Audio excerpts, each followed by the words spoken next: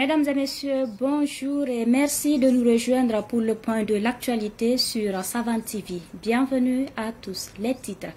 À la une de cette édition, bilan des 72 heures du chef de l'État burkinabé à Moscou en Russie, le capitaine Ibrahim Traoré, y était à l'occasion des 80 ans de la victoire de la Russie sur le nazisme. La synthèse à suivre dans cette édition.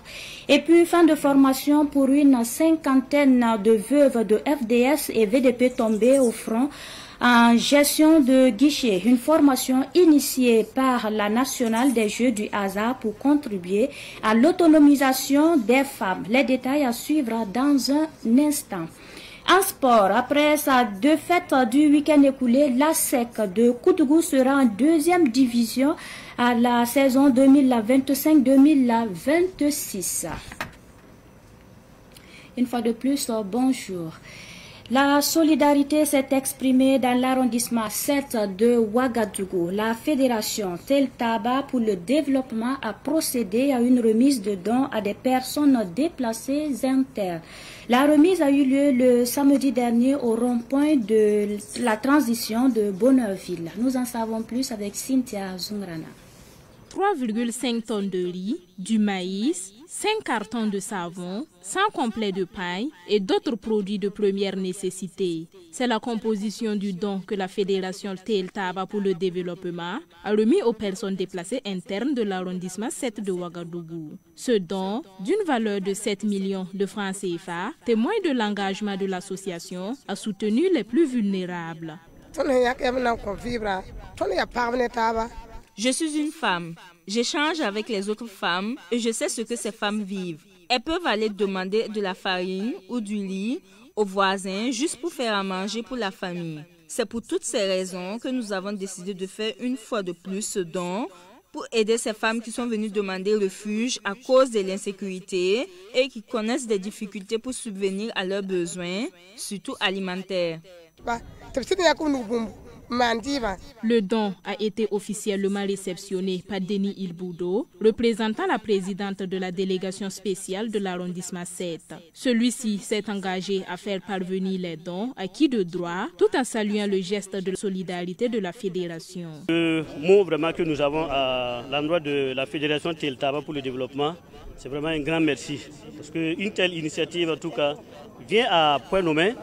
Dans ce contexte où on doit compter vraiment sur la population pour l'auto-promotion, l'auto-développement et l'entraide sociale. Alors, l'initiative en tout cas que cette fédération a eue est vraiment à saluer à sa juste valeur. Donc en tout cas, sera parvenu vraiment à qui de droit et l'ensemble des acteurs en tout cas qui sont là vraiment veilleront à ce que les vivres là et les attestations arrivent en tout cas à bon escient. La présidente de la Fédération Tel Taba pour le développement a également profité de l'occasion pour lancer un appel à toutes les bonnes volontés à soutenir davantage les personnes déplacées internes.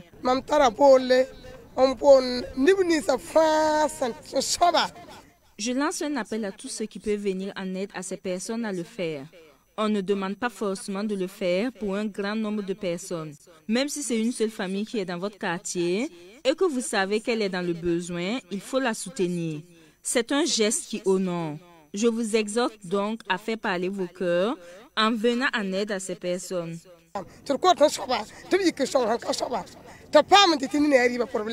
La fédération Tel Taba, ce n'est pas seulement l'humanitaire. Les membres de l'association œuvrent également dans la production et la commercialisation des pains et faso d'Anfani, Kokordonda, ainsi que du Sumbala et de la farine de maïs. Inauguration d'un nouveau rond-point de veille citoyenne à Nedogo dans la commune de Boudri, baptisé rond-point de la victoire Tanga 2 de Nedgo. L'infrastructure servira d'espace de mobilisation en vue de soutenir les actions du capitaine Ibrahim Traoré et des pays de l'AES. Les populations ont également souhaité que leur village soit érigé en commune. Reportage signé Daouda Yamego.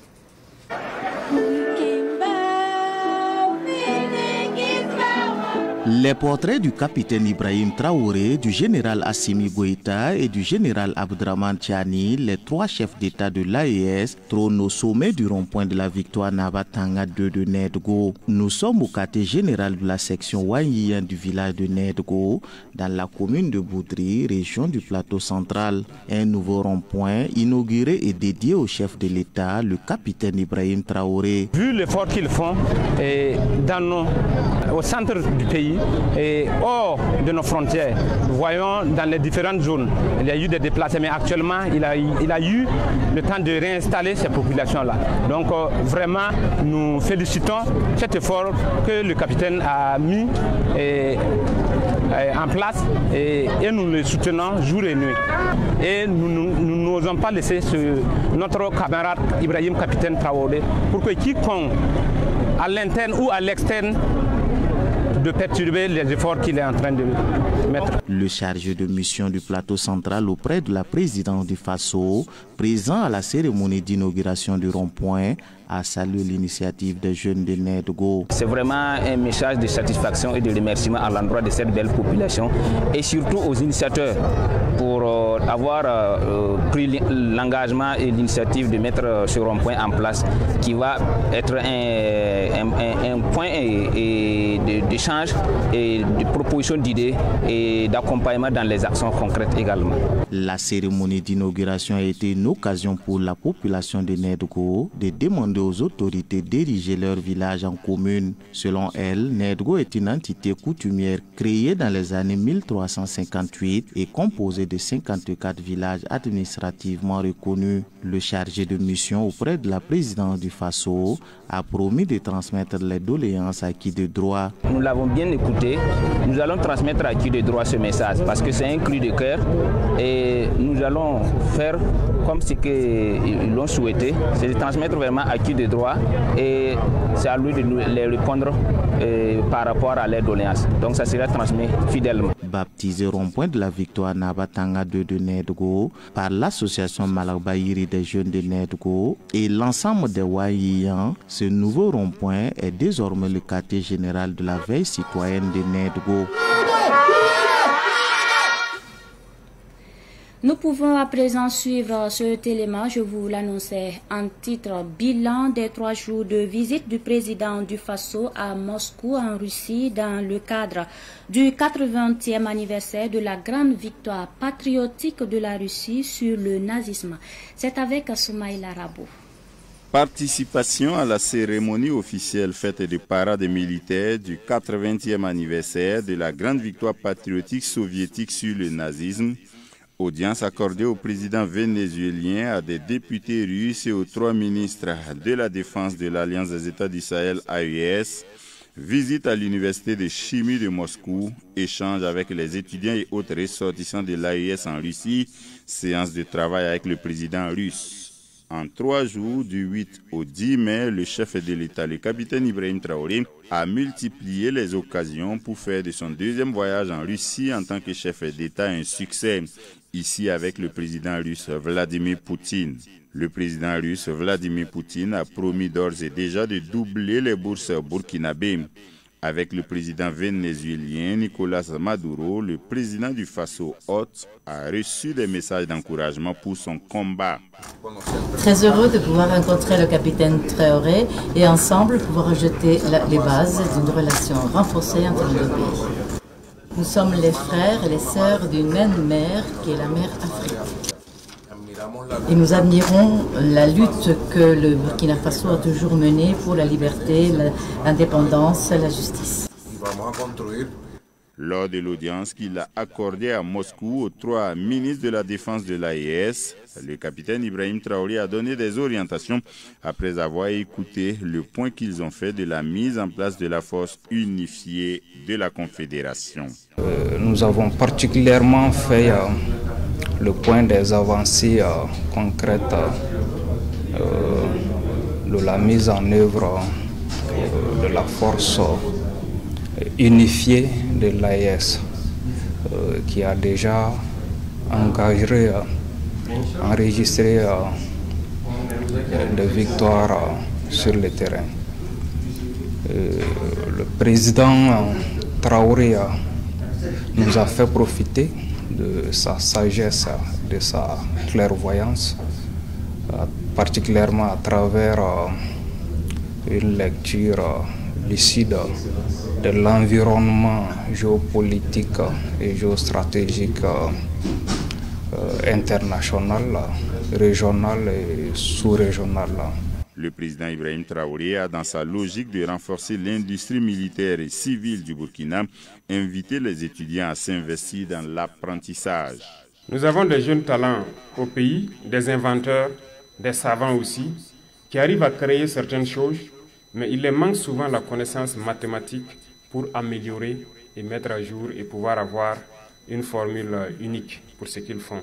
Et je pense que le fait de vouloir dupliquer ces universités au Burkina Faso et permettre à ce qu'il y ait tout le nécessaire que les jeunes apprennent est une très bonne chose. Et nous allons continuer donc à intensifier la coopération avec la Russie, surtout dans le cadre des échanges scientifiques, de l'éducation. Et ça, c'est la base du développement. Il faut croire, il faut travailler. Et je vous exhorte à être des citoyens modèles ici, à respecter les règles et les lois du pays qui vous accueille, à être des modèles. À l'aller comme au retour, le président Ibrahim Traoré a utilisé la flotte officielle russe, confirmant son statut d'invité d'honneur du 80e anniversaire de la grande victoire patriotique de la Russie sur le nazisme. 50 veuves des FDS et VDP tombées au front ont achevé une formation de 5 jours organisée par la LONABé, la Loterie nationale burkinabé.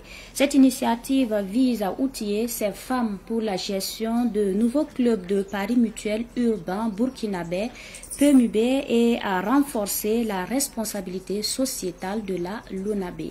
Retour sur la cérémonie de clôture qui a eu lieu hier dimanche avec Cynthia Zungrana.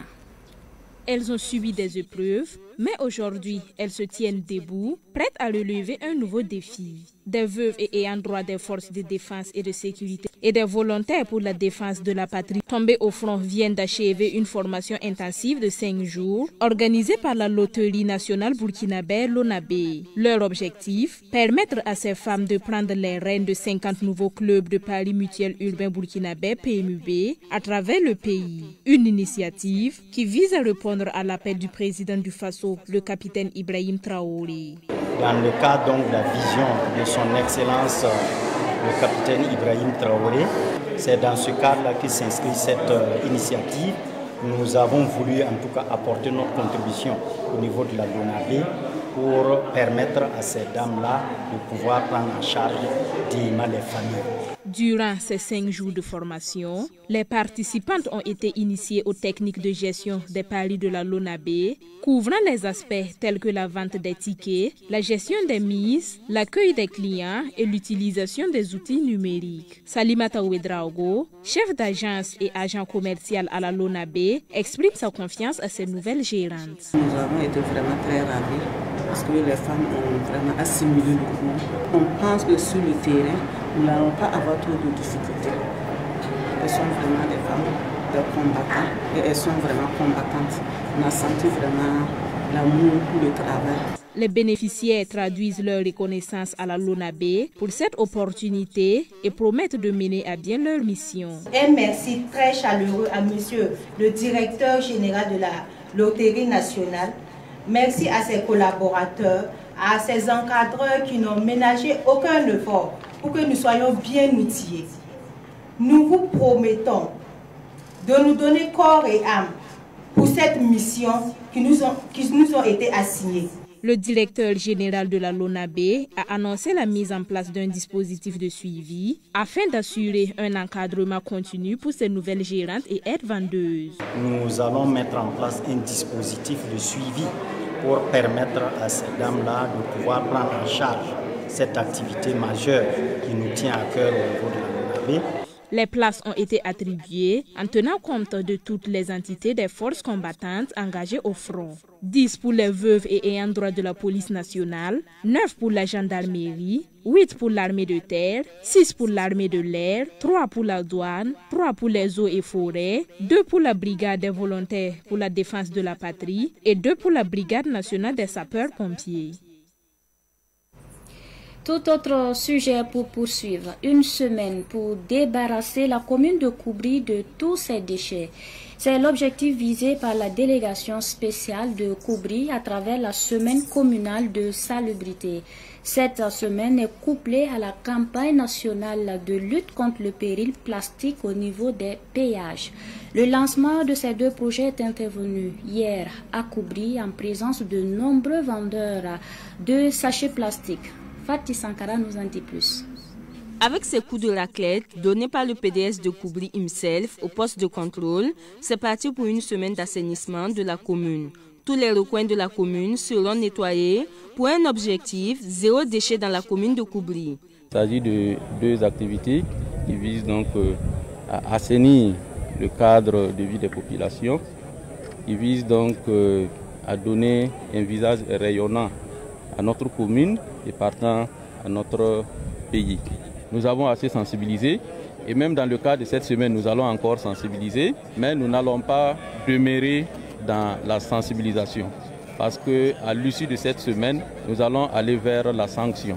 Et à cet effet, la délégation spéciale a pu prendre donc une délibération fixant la sanction du jet de sachet à 5 000 francs dans la commune. La semaine communale de salubrité de Koubri se tient en synergie avec la campagne nationale de lutte contre le péril plastique au niveau des péages. Tous les péages du Burkina vont connaître un coup d'assainissement selon Fidel Yamouro, chargé de mission au ministère de l'Environnement. Le ministère, dans cette même lancée, pour atteindre l'objectif recherché, qui est d'assainir le cadre de vie, a en même temps organisé pour cela la campagne d'assainissement, la campagne de sensibilisation, la campagne de lutte contre le péril plastique au niveau donc de tous les péages. Alors on parle des péages de Ouagadougou, mais ça va concerner, en tout cas dans les jours à venir, tous les péages de toutes les grandes villes du pays. Les acteurs des sachets plastiques se sont particulièrement mobilisés pour cette action de salubrité. Si on parle de salubrité, c'est des commerçants qui sont dans des endroits qui font leur activité. Si eux, ils ont pu aussi rendre leur cadre propre, je crois que le problème ne se posera pas. Et nous voulons aussi les sensibiliser à mettre des poubelles sur leur lieu d'activité pour que quelqu'un qui boit de l'eau ou bien quelqu'un qui veut jeter une ordure ait un endroit pour déposer cette ordure. Plusieurs activités sont au cœur de cette semaine communale de salubrité de Koubri, dont des campagnes de sensibilisation et des émissions radiophoniques. C'est déjà parti pour la deuxième édition de la Journée des coutumes et des traditions dans le Centre-Nord. Une conférence publique régionale s'est tenue à Kaya samedi dernier. Elle a été organisée par le ministère de l'Administration territoriale et de la mobilité en collaboration avec le ministère en charge de la culture. L'objectif était d'apporter plus d'éclairage sur l'instauration de cette journée. La conférence a eu lieu dans la salle polyvalente de Kaya. Abdoulaye Kinda étaient mobilisés à cette conférence publique régionale des chefs traditionnels et coutumiers, des leaders religieux, des élèves et les corps constitués. 2 heures durant, 2 conférenciers, le chercheur Adama Sawadgo et le Naba Bolga, chef du village de Dawelgue, par ailleurs directeur général de Savane Média, ont entretenu le public sur l'institution des journées des coutumes et des traditions au pays des hommes intègres. On peut dire succinctement que la tradition est culturelle, c'est-à-dire laïque, et puis la coutume en fait est culturelle et donc religieuse. Donc ça veut dire que évidemment, schématiquement, ces deux choses vont ensemble. Mais quand on parle des journées de coutumes et des traditions, il ne faut pas voir uniquement l'aspect religieux. Le fait de parler nos langues, par exemple, ce sont nos traditions. Le fait, par exemple, de danser, ce sont nos traditions. Alors le fait même de nous asseoir, et puis, n'est-ce pas, même quand on parle à travers des gestes, par exemple parce qu'on est loin l'un de l'autre, par exemple, ça fait partie des traditions. Naba Bolga explique que toute culture est soit inventée, soit empruntée. Nos traditions, par exemple, et nos coutumes, sont un levier assez important pour nous développer. Quand on parle d'importation, etc., on oublie par exemple que le christianisme a été d'abord africain, avant d'être européens et américains. Souvenez-vous donc dans le Nouveau Testament de l'Éthiopien qui allait donc rencontrer Philippe ou bien la reine Sarah pour chercher le savoir. À ce moment, l'Europe n'était pas chrétienne. Pour par exemple le côté islamique, regardez par exemple nos styles vestimentaires, que nous soyons musulmans ou pas.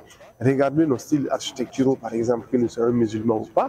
Alors vous voyez des cours, vous voyez des figures qui renvoient à l'islam. Et donc, dans la culture d'un peuple, soit vous inventez votre culture, soit vous empruntez justement chez les autres, ou bien les deux à la fois. Donc on ne peut pas en réalité extraire aujourd'hui l'un ou l'autre, mais il faut en faire une synthèse tout à fait réussie, alors de manière à ce que notre vivre ensemble et notre cohésion sociale se renforcent. Les participants à la conférence publique n'ont pas été avares en question. Cela afin de bien comprendre les enjeux des journées des coutumes et traditions. Et pour Bernadette Adenio, secrétaire générale de la région du Centre-Nord, la conférence a été enrichissante. Cette journée des coutumes et des traditions, c'est vrai qu'elle est à l'endroit des traditionalistes, mais je pense qu'en tant que Burkinabé, quelle qu'en soit la religion, on se retrouve également dans cette journée. Et c'est d'amener les uns et les autres à l'honneur de l'autre, au respect de l'autre, à la considération de l'autre. Ce sont toutes ces valeurs-là qui nous unissent. Rappelons que cette conférence publique régionale, initiée dans le cadre de la célébration de la 2e édition de la Journée des coutumes et des traditions, avait pour thème central « Journée des coutumes et traditions », célébrer la culture et consolider la laïcité de l'État. Et puis Orange Burkina a récompensé les finalistes de son concours Challenge Barka. Parmi ces finalistes figure Aboubakar Ouedraogo, qui est l'heureux gagnant d'une villa. Retour sur ce dîner gala qui s'est déroulé vendredi dernier avec Sidiki Kabri.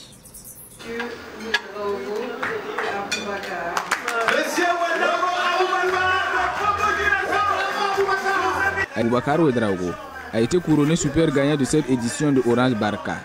Il repart avec une villa d'une valeur de 18 millions de francs CFA ainsi qu'un trophée. Une récompense que le gagnant trouve satisfaction. J'ai eu la villa, je suis content, je remercie Orange Burkina. C'est un jeu que j'ai suivi durant les 3 mois. Ce que Orange fait est bien, ça nous encourage et nous aussi, nous sommes prêts à aller loin avec Orange. Le directeur des ventes et des distributions des produits Orange Burkina, prenant la parole au nom de la directrice générale, souligne que le Challenge Barka est bien plus qu'un simple concours. C'est une aventure humaine, une leçon de résilience qui met en lumière le travail des milliers de distributeurs des produits Orange à travers le pays. Nous sommes ici pour leur célébrer, pour leur témoigner notre reconnaissance significative, pour leur engagement, pour leur esprit d'équipe et pour leur résilience. Quant à ce challenge, nous l'avons organisé pour leur permettre de s'exprimer, pour leur permettre de se révéler, de se surpasser, d'innover, le tout dans un contexte où nous nous engageons toujours à offrir à nos clients une expérience client incomparable. Lancé le 8 août dernier, le jeu a concerné l'ensemble des distributeurs et partenaires d'Orange Burkina. Avant cette phase finale, plusieurs gagnants ont bénéficié de différentes récompenses dans le cadre de ce programme de la valorisation. Sharaf Koulibaly est le Ballon d'Or 2025. Il succède ainsi à Martin Thierry à l'issue de la 12e édition des trophées de la musique reggae Ballon d'Or, une initiative portée par l'artiste Madès. La cérémonie de distinction s'est tenue samedi dernier à Ouagadougou et c'était en présence de Madinatou Ouedraogo. Cette 12e édition des trophées de la musique reggae burkinabé, les Ballons d'Or qui rendent hommage à l'artiste Bob Marley, ont réuni des artistes venus du Ghana, de la Côte d'Ivoire et de la Guinée-Conakry. Cette catégorie étant en lice, dont la plus convoitée a été remportée par l'artiste Sharaf Koulibaly, qui a également décroché le prix du meilleur concert de l'année. Sharaf Koulibaly. Sharaf Koulibaly. Koulibaly.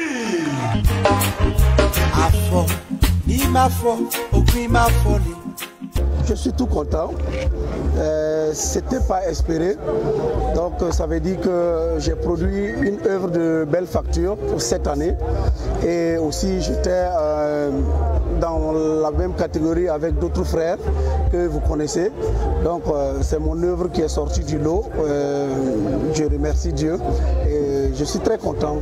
Mamadi Wetraogo, alias Mades, commissaire général des Marlés d'Or, s'est dit satisfait de cette édition. C'est ce qui s'est passé ce soir et quand j'ai vu toute cette foule-là, j'ai dit mais Dieu merci, gloire à Rastafari. Je pense que l'esprit Sankara a vraiment plané sur ce Marlé d'Or. Seydou Boro, parrain de cette édition, a souligné que la tenue de cet événement est une preuve que le Burkina Faso reste debout malgré la situation sécuritaire difficile que traverse le pays. On dit reggae et résilience. C'est pour dire que le Burkina est en marche. Le Burkina est en marche à l'air. Donc tout le monde doit jouer sa partition. Et voilà pourquoi j'ai accepté d'ajouter mon image à ce grand événement pour montrer au monde entier que le Burkina est en marche. Le Burkina Faso ne dort pas. Le Burkina Faso est résilient. Le Burkina Faso est dans la cohésion sociale. Le Burkina Faso est prêt pour vaincre ses ennemis. Cette 12e édition des Marlés d'Or s'est tenue sous le thème Reggae et résilience. Rendez-vous est pris en 2026 pour la 13e édition des trophées en hommage de Bob Marley.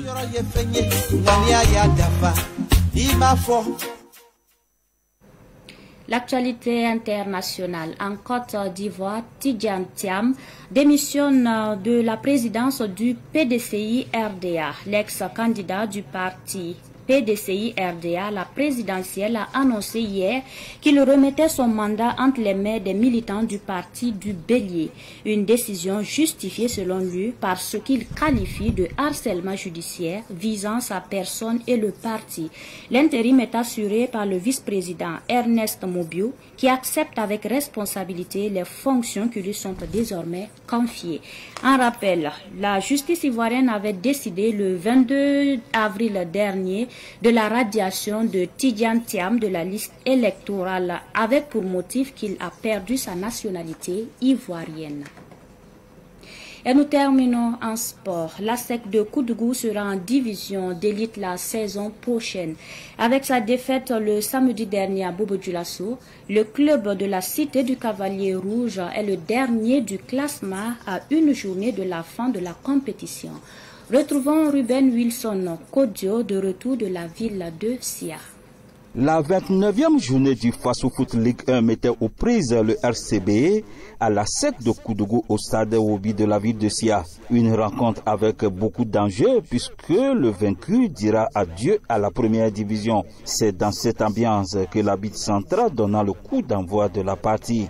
Les visiteurs très déterminés ouvrent le score avant de se faire rattraper quelques minutes plus tard. Mais avant la pause, la SEC de Koudougou double la mise. À la reprise, les Bobolais reviennent à la charge et mettent les pendules à l'heure. Il fallait attendre dans les temps additionnels pour voir le troisième but du RCB.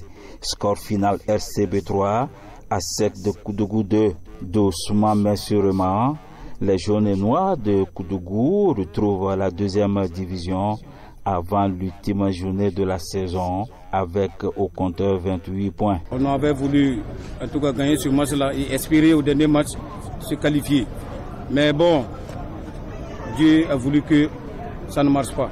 Voilà, je pense que nous allons repartir courageusement. Voilà, parce que bon, c'est pas simple. Hein, voilà. Et puis aller travailler et puis bon, aborder le dernier match. Après la fin de la saison, nous allons tirer les conséquences et rebâtir une nouvelle ASEC. Voilà, là je vous promets. La D2 c'est très coriace, surtout avec les deux équipes de Koudougou BPS TAP. Si la SEC rejoint ces deux clubs mythiques, bon, je pense que ça ne sera pas simple. Mais bon, je pense que c'est très ouvert la D2. Voilà, chacun a sa chance. Dans le camp du RCB, c'est un ouf de soulagement. Mais tout d'abord, nous allons remercier Dieu. Voilà, parce que vraiment, ce n'était pas évident ce soir. Voilà, parce que vraiment, la première mi-temps, on était dans des difficultés, on n'arrivait pas à faire notre jeu. C'était difficile. Heureusement, la seconde période, on a su remonter la chose et puis on a la victoire. Vraiment, ça fait plaisir. Ça fait plaisir. Ça fait plaisir vraiment. Avec cette précieuse victoire, le RCB assure donc son maintien avec 38 points. et occupe le 8e rang au classement. C'est l'essentiel de cette édition. Merci à vous qui l'avez suivi de bout en bout. La suite du programme dans un instant.